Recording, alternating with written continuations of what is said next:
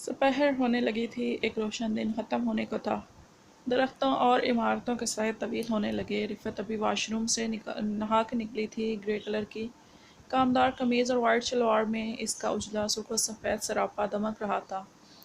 नम जुल्फ़ें towel में लिपटी हुई थी। चेहरे पे भी हल्की सी नमी जाग रही थी। इसने चेहरा खुश्क किया, फिर ड्रेसिंग टेबल के सामने पड़े स्टूल पे आ बैठी और मेकअप करने लगी। दिल आज अलग अंदाज में धड़क रहा था। आज सुलेमान ने आना था।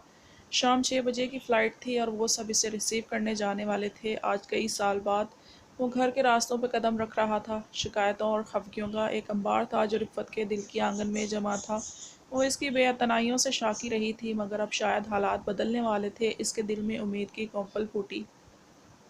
शायद इसका रवैया जो वो फ़ोन पर रवा रखता था बदल जाता। वो खासी हद तक तैयार हो गई थी। गहरा मेकअप करती नहीं थी। खूबसूरत चेहरा मेकअप से पाक रहकर भी पुरकशिश लगता था।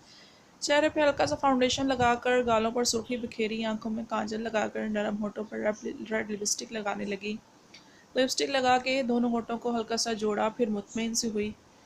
होंठ गुलाब की अधकली खिली कली से शादाब लग रहे थे। आंखों में उम्मीदों के दीप टिपटिमा रहे थे।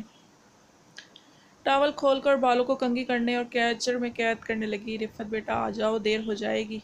अम्मी ने ड्राइंग रूम से आवाज़ दी थी।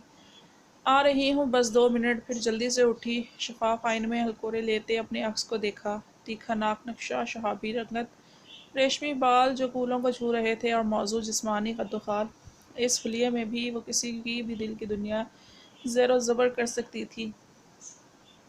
एक सफ़ेद दुपट्टा स्कार्फ की शक्ल में चेहरे से लपेटकर वो बाहर आ गई। निदा और अम्मी तैयार बैठी थीं। चलो बेटा चलते हैं, देर हो जाएगी। अम्मी ने इसकी तैयारी को गौर से देखा तो फ़कत इतना ही बोली कि अभी 6 बजने में करीब 1 घंटा बाकी था।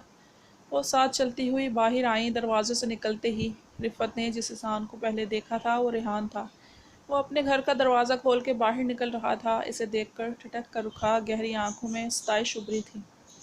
रिफ़त ने इसे दूसरी नज़र देखने से गुरेज किया। निदा और अम्मी साथ ही थी। वो आगे बढ़ गई, लेकिन रेहान की निगाहें इसी अपनी वश्त पे महसूस हुई थीं। वो इसे देखता रहा था। रिफ़त ज़रा बेचैन सी हुई। चंद दिनों में वो दोनों जिस्मानी तौर पर खासे करीब आ गए थे।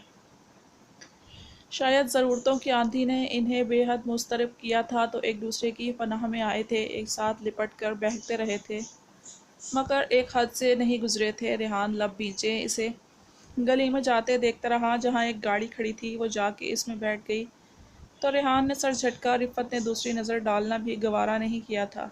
इसके दिल पे हल्की सी चोट लगी। रिफ़त अपने कमरे में आयरन स्टैंड के पास खड़ी सुलेमान के चंद जोड़े इससे कर रही थी। वो आ गया था और अब नीचे ड्राइंग रूम में सबके साथ बैठा खुशगपियाँ कर रहा था। कुछ मेहमान भी आए थे। वो दिल जमी से कपड़े प्रेस करके वार्डरोब पे लगे हैंगर में लटकाने लगी कि दरवाज़ा खुला और वो अंदर आया।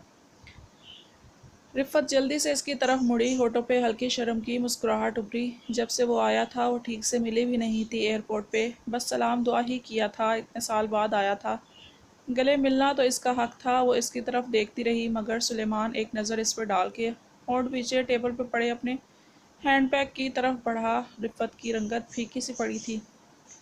सुलेमान, आप डिनर से पहले नहाएंगे क्या? इसने झिझकते हुए पूछा, मगर वो मुतवज्जा नहीं था। बैग में कुछ ढूंढ रहा था, फिर एक पैकेट निकालकर सीधा हुआ। पता नहीं क्या था वो, शायद किसी के लिए गिफ्ट लाया था। पैकेट निकाल के वो इसकी तरफ मुड़ा, जो कमरे के वस्त में खड़ी उंगलियां मरोड़ती इसे देख रही थी। मैं नहा लूँगा, अगर नहाना हुआ। तुम ये कपड़े बाथरूम में रख दो। वो बोला तो लहजा जज्बात से आ रही था। रिफ़त को सबकी सी महसूस हुई। वो इसे ही देख रही थी। वो मजबूत जिस्म का मालिक था, मगर अब पहले से कदरे भारी हो गया था। रंगत किसी कदर ज़्यादा गंदुमी हो गई थी और बाल सामने से उड़ चुके थे। पेशानी पे शिकने जैसे मुस्तकिल डेरा जमाए हुए थीं। भारी मूँछों के ऊपर फैली हुई नाक से वो सख्त गिर सा मर्द नज़र आ रहा था।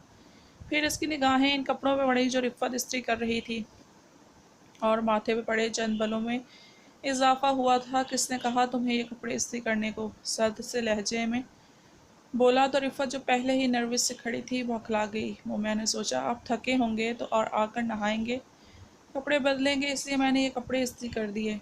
वो हकलाई, कपड़े तो मैं बदलूँगा, लेकिन ये नहीं। मेरे बैग में चंद जोड़े पड़े हैं, वो इस्त्री कर लो। वो नखुवत से बोला।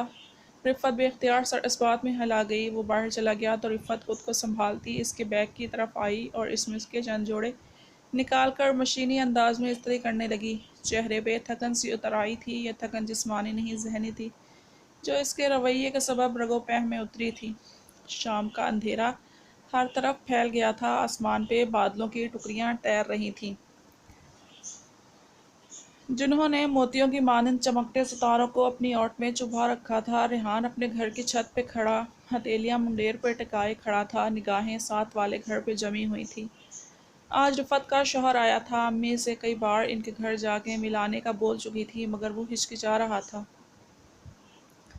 وہ نہیں چاہتا تھا کہ انجانے میں اس کی نگاہ بہک کر رفت کی طرف جائے۔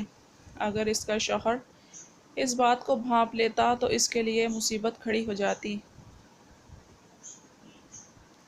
وہ کافی دیر یوں ہی کھڑا یاسیت بھری نظروں سے اسے اس طرف دیکھتا رہا، پھر نیچے اتر آیا اور دروازہ کھول کر اس کے گھر کی طرف آیا۔ دل بھی عجیب پرندہ ہے، اس کی طرف جانے کے لیے پھڑپھڑا بھی رہا تھا، مگر اندر ہی کہیں چوری پکڑے جانے کا خوف بھی سرسرا رہا تھا۔ وہ اندر آیا، کافی گہما گہمی تھی، کافی سارے لوگ ڈرائنگ روم میں جمع تھے جو پڑوسی اور رشتہ دار ہی تھے اور ملنے آئے تھے۔ وہ بھی سلام کر کے ایک طرف بیٹھ گیا۔ نگاہ سلیمان پہ جمی ہوئی تھی۔ سلونی شکل و صورت کا عام قد و خال والا آدمی تھا، البتہ جسامت گینڈے کی طرح مضبوط تھی۔ چہرے پہ بڑی بڑی مونچھیں نمایاں تھیں اور کلائیوں پر بالوں کی بہتات تھی۔ ریحان اسے خالی خلی نظروں سے دیکھتا رہا۔ اسے رفت کے ساتھ اس کا رشتہ بے جوڑ لگا۔ وہ سرخ و سفید رنگت کی نازک اندام لڑکی تھی، جلد اتنی ملائم کہ چھو لو تو نشان پڑ جائے۔ یہ انسان اس سے میل نہیں کھاتا تھا۔ ریحان نے سر جھٹکا۔ اس نے اسی لمحے رفت تشتری میں کوئی چیز لیے اندر آئی۔ اس نے سیاہ رنگ کی لانگ شرٹ اور وائٹ شلوار پہنی تھی، دوپٹہ سلیقے سے چہرے گھیرے لیا ہوا تھا۔ ریحان کی نگاہیں اس کے وجود سے دیوانہ وار لپٹ گئی اور آنکھوں میں وارفتگی اتر آئی تھی۔ رفت نے بھی اسے دیکھ لیا۔ وہ ایک لمحے کے لیے ہلکی سی ٹھٹکی، پھر تشتری ٹیبل پر رکھ کر سلیمان سے کچھ پوچھنے لگی۔ ریحان کے پیٹ میں گرہیں سی پڑنے لگیں، ہونٹ سختی سے ہونٹوں پہ جم گئے۔ یہاں بیٹھنا دوبھر محسوس ہونے لگا۔ وہ زیادہ دیر وہاں بیٹھا نہ رہ سکا اور وہاں سے اٹھ کے باہر آ گیا۔ کیفیت عجیب سی ہو رہی تھی، آج وہ اس کی باہوں میں سونے والی تھی۔ وہ اس کا شوہر ہے، مجھے یہ سب محسوس نہیں کرنا چاہیے۔ اس نے خود کو کوسا، پھر باہر گیٹ سے نکل آیا۔ عجیب بے چینی سے طاری ہونے لگی تھی، معلوم نہیں کیوں۔ اس کا دل کیا دیواروں پہ مکے برسائے، انہیں توڑ دے یا اپنے ہاتھ توڑوا لے۔ رات اندھیرے کی بارش میں بھیگنے لگی تھی، در و دیوار آپس میں دھیمے سروں میں سرگوشیاں کر رہے تھے۔ کمرے میں نائٹ بلب کی نیلگوں روشنی پھیلی ہوئی تھی۔ رفت اپنے بیڈ پر دراز شب خوابی کا باریک سے لباس پہنے ہوئے تھی۔ آتی جاتی ہر سانس کے ساتھ اس کے موضوع اور سینہ ڈوب ابھر رہا تھا، ریڑھ کی ہڈی میں میٹھی میٹھی لہریں دوڑ رہی تھیں۔ وہ کمرے میں آ گئی تھی، سلیمان ابھی آنے والا تھا۔ یخلق دروازہ کھلا، رفت نے دھڑکتے دل سے دیکھا، سلیمان اندر آیا۔ وہ اسے دیکھتی رہی۔ وہ اندر آ کے ایک بے تاثر نگاہ اس پہ ڈالتا واش روم میں گھس گیا۔ باہر نکلا تو صرف ایک ٹراؤزر اور بنا آستینوں کے بنیان پہنے ہوئے تھا۔ بنیان کے غیر موجود آستینوں سے اس کے توانا بازو نظر آ رہے تھے، جن پہ گھنے بال تھے۔ توند بھی ہلکی سی ابھری ہوئی تھی۔ وہ سیدھا بیڈ کی طرف آیا اور برابر میں لیٹ گیا۔ رفت نے جیسے سانس تک روک لی تھی، وہ اس کی پیش قدمی کی منتظر تھی۔ سانس کی لے چڑھ آئی تھی اور رگ رگ میں خمار دوڑ رہا تھا۔ شوہر بڑے طویل عرصے کے بعد آیا تھا۔ وہ خود سپردگی پہ آمادہ تھی، متاع جان اس پہ لٹانے کے لیے تیار، مگر اس طرف کوئی حرکت نہ ہوئی۔ وہی یوں ہی ساخت لیٹا ہوا تھا۔ رفت ذرا سا کسمسائی تو بیڈ ہلکا سا چرچرایا، جیسے اسے اپنی موجودگی کا احساس دلایا ہو، مگر وہ بے حس حرکت رہا۔ نہ جانے کیوں رفت کو لگا وہ جان بوجھ کر اسے نظر انداز کر رہا ہے۔ دن بھر دونوں کے بیچ دو ہی جملوں کا تبادلہ ہوا تھا، ورنہ وہ اپنے سلوک سے اس کے وجود کی نفی کرتا رہا تھا اور اب بھی کر رہا تھا۔ سلیمان کروٹ بدل گیا۔ رفت نے کن اکھیوں سے اسے دیکھا اور منہ دوسری طرف کیے لاتعلق سے لیٹا تھا۔ چند لمحوں بعد اس کی سانس لینے کی ہلکی سی کھرکھراہٹ کمرے میں گونجنے لگی۔ رفت کے ہونٹ بھیج گئے، وہ بے حس سی ہوئی، ہر احساس سے جیسے موت ہو گئی تھی۔ آنکھیں چھت میں کسی غیر مرئی نقطے پہ جمی ہوئی تھیں اور نیند آنکھوں سے کوسوں دور۔